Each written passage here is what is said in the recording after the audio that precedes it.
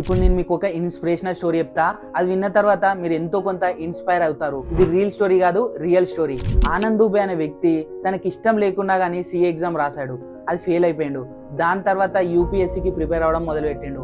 మధ్యలోనే ఈ చదవడాలు ఇవి మనతోటి యాదని యూపీఎస్సీకి క్విట్ చేసేసి తన ఫ్రెండ్ ఆనంద్ నాయక్తో కలిసి ఒక బిజినెస్ ఐడియాని డిస్కస్ చేసిర్రు. అదే చాయ్ బిజినెస్. వాళ్ళ దగ్గర చాయ్ బిజినెస్ ఐడియా ఉంది కానీ మనీ లేదు. దానికోసం అటో ఇటో చేసి ఒక 3 lakh కలెక్ట్ చేసి ఒక గర్ల్స్ హాస్టల్ ఆపోజిట్ అలా చాయ్ సుట్టా బార్ బిజినెస్ని ఓపెన్ చేసిర్రు. అది మంచిగా సక్సెస్ అవడంతో వాళ్ళు సెకండ్ అవుట్లెట్ని ఓపెన్ చేద్దాం అనుకున్నారు. కాకపోతే దాని దగ్గర కూడా తగినన్ని పైసలు లేవు. సెకండ్ హ్యాండ్ వస్తువులు అవి ఇవి మేనేజ్ చేసేసి సెకండ్ అవుట్లెట్ని మంచిగా రిచ్గా ఓపెన్ చేసిర్రు. వీళ్ళిద్దరూ అతి తొందరగానే సక్సెస్ అవడమే కాకుండా గ్రో కూడా అయ్యారు. వీళ్ళు ఓవరాల్గా ఇండియాలో 400 అవుట్లెట్లని 195 సిటీలో ఓపెన్ చేసిర్రు. అండ్ ఇండియాలోనే కాకుండా దుబాయ్, యూకే, కెనడా లాంటి దేశాలలో కూడా వీళ్ళ సాయి సుట్టా బార్ బిజినెస్ని నడిపిస్తారు.